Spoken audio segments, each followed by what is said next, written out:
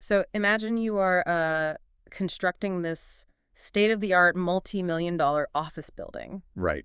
A huge project. Yeah, massive. And you pour this incredible amount of resources into buying the absolute best fire extinguishers on the market. I mean, top of the line. Right. You mount them on every single wall. They're in these perfectly visible, bright red boxes. But then you turn around and build the actual walls, the floors, the ceilings out of highly flammable, untreated wood. Oh, wow. So you are entirely prepared to fight a fire once it happens, but you've practically guaranteed that a fire is going to start in the first place. Exactly. It makes absolutely zero logical sense. And yet, I mean, this is exactly how a staggering number of organizations approach workplace culture today, especially when we talk about the POSH Act, the Prevention of Sexual Harassment Act. Yeah, that structural flaw is incredibly common. It really is. And that flaw is exactly why we are here today. So welcome to this deep dive on Metis POSH Radio, India's first radio for posh awareness.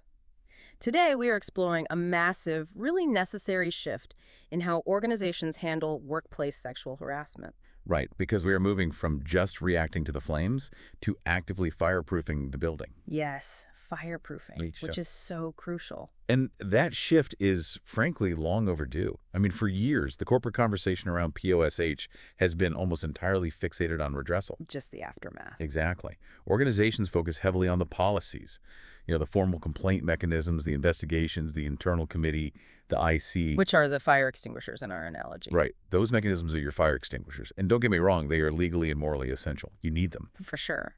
But if the goal is to truly prevent harassment, well, looking solely at compliance is kind of a losing battle.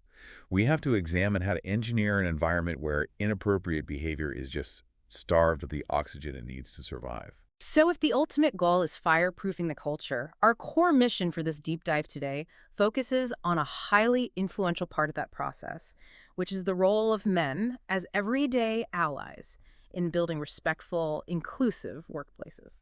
And we really need to be clear about the dynamics here from the start. Right. This is absolutely not about shifting the legal or structural focus away from women. I mean, women remain the primary beneficiaries of the legal protections provided by the POSH Act. Of course, that doesn't change. It doesn't change at all. But the actual day-to-day responsibility for prevention, that belongs to everyone. Yeah. We're basically widening the lens beyond just HR and the internal committee to look at the daily habits of every single individual who influences the workplace culture. Okay, so let's unpack that word for a second, ally, because I'll be completely honest here, it has become this massive, almost hollow corporate buzzword lately. Oh, absolutely. It's everywhere. Right. When people hear ally, they instantly picture someone, I don't know, tying on a cape and making this dramatic theatrical stand in the middle of an open plan office. The superhero complex. Yeah. They imagine someone diving between two colleagues and shouting, "Stop right there." Which, honestly, doesn't that sound entirely exhausting for the average employee who is just trying to clear out their inbox and survive until Friday? It sounds exhausting because it is completely disconnected from reality.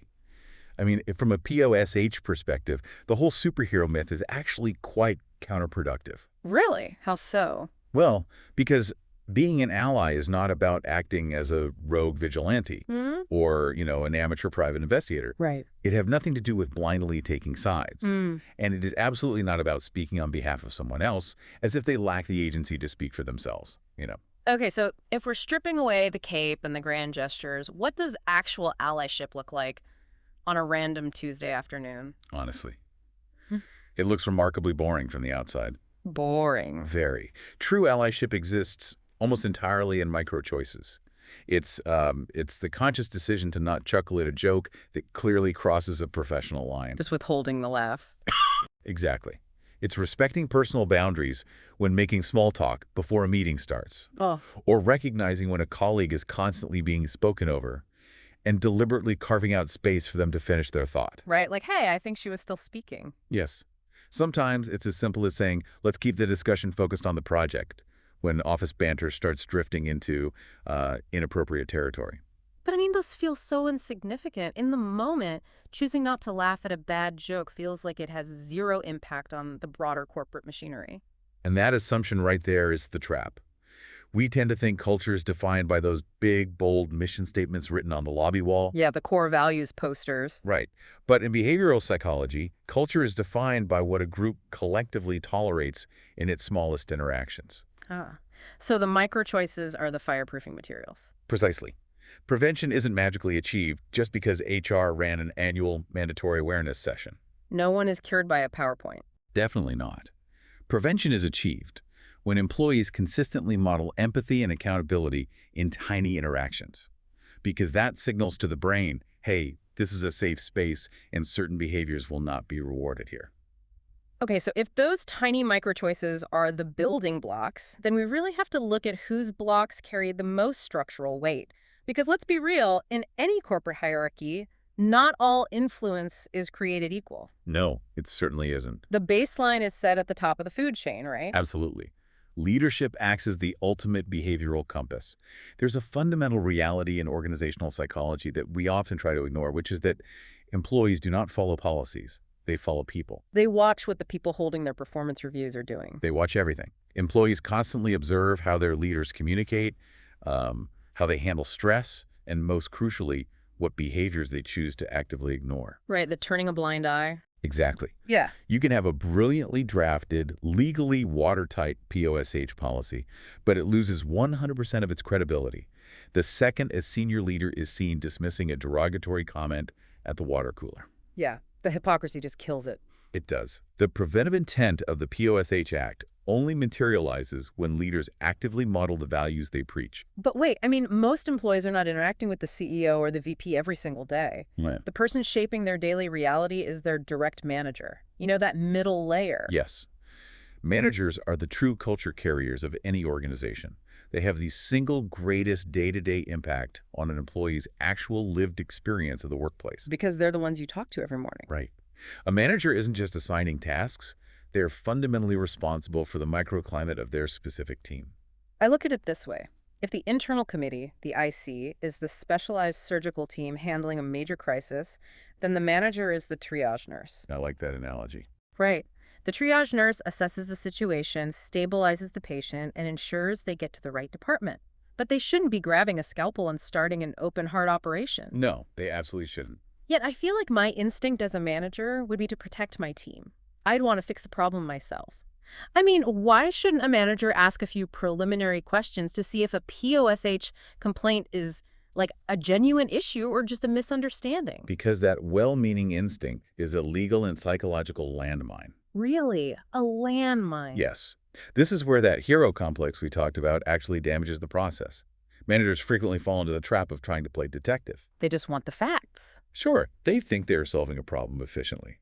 But by attempting to investigate, they unintentionally compromise the entire legal framework. How does just asking a few questions compromise the framework, though? Well, imagine you are an employee who has just experienced something deeply uncomfortable.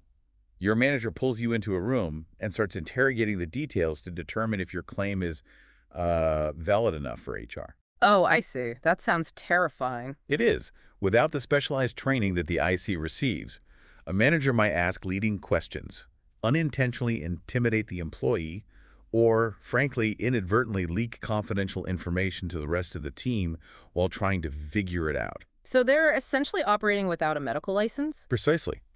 A manager's actual mandate is much narrower, but arguably much harder to execute. What is it? Their job is to listen with profound empathy, maintain strict confidentiality, and gently guide that employee to the designated reporting mechanisms. No investigating. No investigating. Their role in prevention isn't about gathering clues. It is about establishing psychological safety. Because if an employee feels safe, they will raise a minor, slightly uncomfortable issue early before it has the chance to escalate into a severe crisis. Okay, let's be honest, though. Managers are structurally constrained. They aren't sitting at the cafeteria table with you. They certainly aren't hanging out in your private Slack channels. No, they aren't. That's where the real culture is built, which means the ultimate responsibility defaults to the person sitting right next to you, your peer. The peer dynamic is the real everyday battleground. When someone experiences harassment or, inappropriate behavior, their first stop is almost never formal. Right. They don't immediately go to HR. Exactly. They don't immediately draft an email to the IC. They turn to a trusted friend at the neighboring desk, or they grab a coffee with a colleague. They are looking for a reality check. Like, did that really just happen? Yes. They want to know, am I overreacting or is that actually out of line? And looking through our sources for this deep dive, this is where well-intentioned friends can do immense psychological damage. Unfortunately, yes. We have this terrible tendency to use phrases like, oh, I'm sure he didn't mean it intentionally, or just try to let it go. It's really not a big deal. We use those phrases because human beings are deeply uncomfortable with conflict. We just want to smooth things over and return to baseline. Right, keep the peace. But psychologically, that is a form of toxic positivity or even gaslighting by proxy. When you tell a friend, I'm sure they didn't mean it, you are subtly minimizing their lived experience. You're telling them they're wrong for feeling weird about it? Exactly. You are signaling that their discomfort is invalid. Yeah. And that the burden of dealing with it falls entirely on them. So if my colleague comes to me upset, I'm not supposed to offer a different perspective or try to, solve the problem for them. You are not their fixer. And you definitely shouldn't force them into reporting it if they aren't ready. The most vital action an ally can take in that moment is simply offering a judgment-free zone. Just listening. Just listening. You validate their reality. You ask, how can I best support you right now? Unless there's an immediate overriding physical safety or legal concern, the decision to seek formal redressal must remain in the hands of the individual. Got it. True allyship from a friend is simply providing a safe space to be heard. Okay, that covers the one-on-one dynamic beautifully, but I want to push back on the broader group setting. You know, the silent majority. Ah, yes. The meeting rooms. We have all been in a meeting where a senior executive makes a wildly inappropriate comment and the entire room just freezes. Nobody says a word. Everyone just looks at their shoes. Exactly. Because if I am an entry-level employee, my instinct is pure self-preservation. I am not going to call out the VP and tank my career. Of course not. So how can you realistically expect an ordinary person to intervene without causing a massive scene? Well, your fear of causing a scene is the exact mechanism that allows inappropriate behavior to become normalized. This ties into a psychological concept called pluralistic ignorance. Pluralistic ignorance? What's that? It's when a bad joke lands and the room goes silent, and everyone might individually be thinking, wow, that was awful. But because no one speaks up, the brain relies on social proof. Oh, I see. The silence signals to the room and to the person who made the joke that the behavior is socially acceptable. So the silence is actively endorsing the behavior, even if we all internally hate it. Yes. Silence is complicity in that moment. But the question remains, how do I break that silence without committing career suicide? I'm not going to yell at my boss. And you don't have to. But utilizing subtle intervention, it doesn't require slamming your fist on the conference table and delivering a moral lecture. Thank goodness.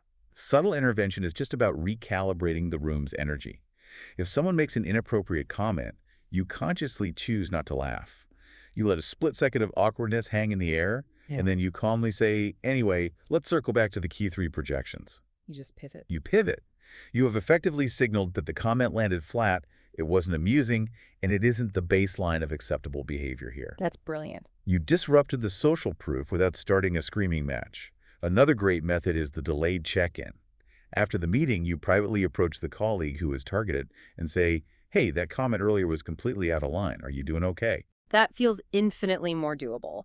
I am just refusing to let the bad behavior be the accepted norm. Exactly. Now, what happens if things do escalate? Like, that silent witness is suddenly called into a formal inquiry by the IC. That is where the role shifts entirely. If you are called as a witness, your duty is strict clarity and absolute honesty. Your only job is to provide a factual account of exactly what you observed. So, no reading into the situation? None whatsoever. No assumptions, no personal opinions, well, I think he meant it as a compliment. Just the facts. Just what you saw and heard. Right.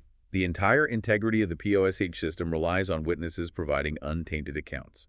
That allows the IC to assess the evidence objectively without muddying the waters with, office speculation. Okay, so if the ultimate responsibility for this culture defaults to every colleague, friend, and witness, we really have to tackle the elephant in the room regarding today's focus. Let's do it. Many of you listening to this deep dive right now work at organizations that have adopted entirely gender-neutral anti-harassment policies. Which is becoming very common. Right. The rules of respect apply to everyone equally, regardless of identity. So, if respect has no gender, carving out a specific conversation today, highlighting men as allies, feels a bit contradictory. Why single them out if the policy is neutral? It's a vital question, and it really gets to the heart of how modern workplaces operate. We have to separate legal compliance from organizational aspiration. Okay, break that down for me. Legally, the POSH Act in India is specifically enacted to protect women against workplace sexual harassment. That is the baseline statute that organizations simply must comply with. But a progressive company wants to go beyond the baseline, hence the gender-neutral policies. Exactly. They recognize that a truly great culture supports all employees. But our specific focus on men as allies today does not imply that respect is solely a male responsibility. It is actually a conversation about structural and social capital. It's a numbers game regarding power dynamics. It is about who holds the levers of influence. If we look at the reality of corporate structures today, men still occupy a highly disproportionate amount of leadership, managerial, and mentoring roles. That's just a statistical fact. Right. They possess immense social capital within these networks. When you hold that much influence, you have an outsized capability to model what is acceptable. Because everyone is watching you. Exactly. When men in these influential positions actively challenge inappropriate conduct and actively reinforce inclusion, it sends a powerful shockwave through the culture. It definitively proves that respect isn't just an HR problem or a quote-unquote women's issue. It is a non-negotiable organizational standard. Okay, but let's look at the flip side of that involvement, because there is a very real anxiety out there regarding due process. Sure. If a male colleague steps up to be an ally to a female coworker who has raised a formal complaint, aren't they basically pronouncing the accused guilty in the court of public opinion? That is a huge concern for people. If I am your ally, doesn't that inherently mean I have taken a side before the IC has even investigated? This is perhaps the most dangerous misconception we need to dismantle today. Yeah. Empathy and fairness are not mutually exclusive. They absolutely must coexist. Okay. Allyship is categorically not about investigating facts, deciding outcomes, or declaring a verdict of guilt. So you can be a supportive ally without acting as a judge and jury. You must be an ally without acting as a judge. The entire POSH framework, and really any legitimate corporate policy, relies heavily on natural justice and due process. Everyone has a right to a fair hearing. Every respondent has the absolute right to be heard impartially. Being an ally does not mean you have decided the outcome. It means you are actively supporting the conditions for fairness. Supporting the conditions for fairness, what does that actually look like in practice, though, during an ongoing investigation? It means you listen to the complainant without judgment. You support them in navigating the system, perhaps helping them locate the right HR contact, or simply offering a supportive presence. And then, crucially, you step back.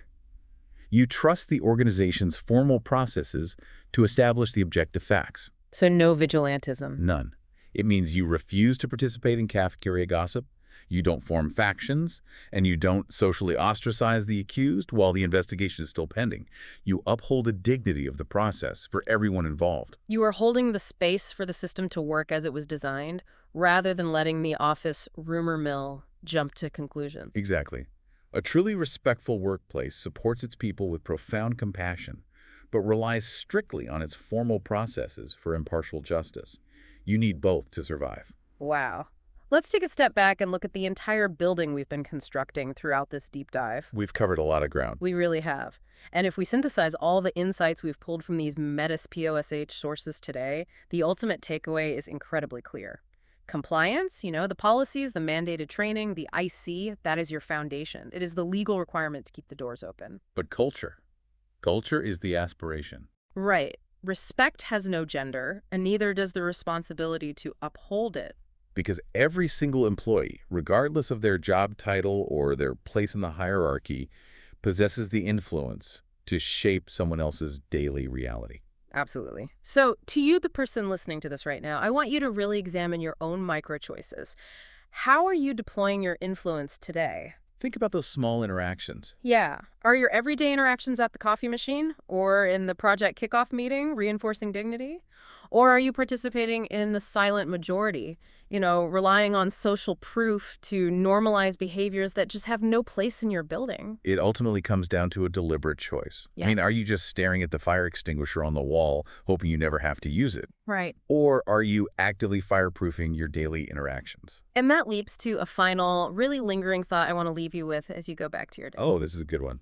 We've spent a lot of time talking about the physical workplace today.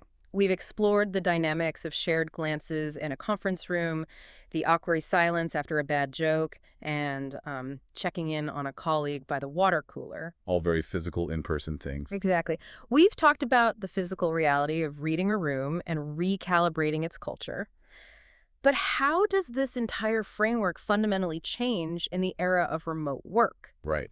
When you are building a corporate skyscraper entirely in the cloud, and your primary interactions are reduced to, well, text on a screen or scheduled, rigidly formatted video calls, It changes everything. how do you spot those subtle signs of discomfort? What does it actually look like to be an everyday ally and fireproof your culture in a purely digital workplace? That is the complex new frontier of this entire conversation. It is a whole different type of architecture, something to definitely think about. Until next time, keep examining those micro choices, keep fireproofing.